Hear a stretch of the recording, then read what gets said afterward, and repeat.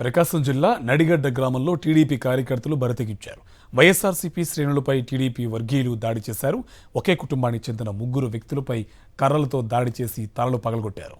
TDP వర్గీయుల దాడిలో 3 వ్యక్తులకు తీవ్ర గాయాలయ్యాయి. వెంటనే వారిని ఎర్రగొండపాలెం ప్రభుత్వ వైద్యశాలకు తరలించారు బంధువులు. ఆసుపత్రిలో చికిత్స పొందుతున్న క్షతగాత్రులను ఎర్రగొండపాలెం ఎమ్మెల్యే తాటిపర్తి చంద్రశేఖర్ పరామర్శించారు. దాడికి సంబంధించిన వివరాలను అడిగి తెలుసుకున్నారు ఎమ్మెల్యే. అనంతరం టీడీపీ అరాచకాలపై పోలీసులకు ఫిర్యాదు చేశారు. దాడి చేసిన వారిపై కఠిన చర్యలు తీసుకోవాలని సూచించారు.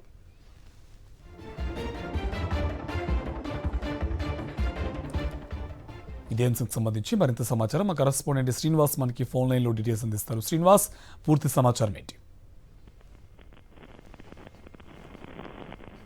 త్రిశాంతకం మండలం నడిగడ్డలో తెలుగుదేశం పార్టీ కార్యకర్తలు రెచ్చిపోయారని చెప్పేస్తే నిన్నటి నుంచి కబుంటి కిరణ్ ఎదుగుతున్నటువంటి తెలుగుదేశం పార్టీ కార్యకర్తలు ఒక వైఎస్ఆర్సీపీ సానుభూతులు ఉన్న కుటుంబం మీద విచక్షణారహితంగా దాడి చేసి అదే కుటుంబంలో 3 గాయపడినటువంటి పరిస్థితి ఉంది.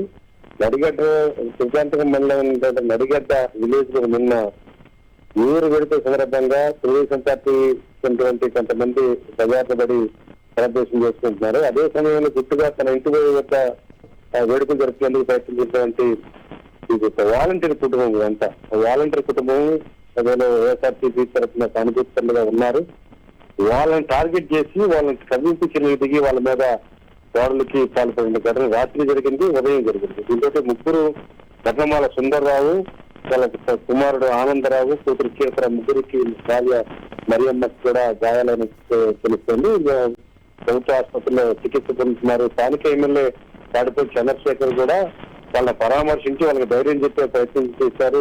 వాళ్ళకి మేము అండగా ఉంటామని చెప్పారు. అలాగే పోలీసులు కూడా ఫిర్యాదు చేసి స్వయంగా ఎమ్మెల్యే వాళ్ళ మీద కేసులు కట్టండి, నిందితుల్ని వెంటనే అరెస్ట్ చేయాలని కూడా ఆయన డిమాండ్ చేయడం జరిగింది. నిజంగా చాలా బాధాకరమైన విషయం. తెలుగుదేశం పార్టీ కార్యకర్తల ఎవరైతే వాళ్ళకి విచక్షణారహితంగా వీళ్ళ మీద దాడులు జరిపి వాళ్ళని గాయపరిచి తీవ్రమైనటువంటి గాయాల పాలైనటువంటి చేసినటువంటి పరిస్థితులు చూస్తే నిజంగా గ్రామంలో కొంత విద్యుత్ పరిస్థితి కూడా నెలకొంది. ఇప్పటికి కూడా మరింత ఘర్షణ వాతావరణం జరగకుండా పోలీసులు చర్యలు తీసుకోవాల్సిన అవసరం మాత్రం ఆ గ్రామంలో ఉందని చెప్పచ్చు. Thank you Srinivas.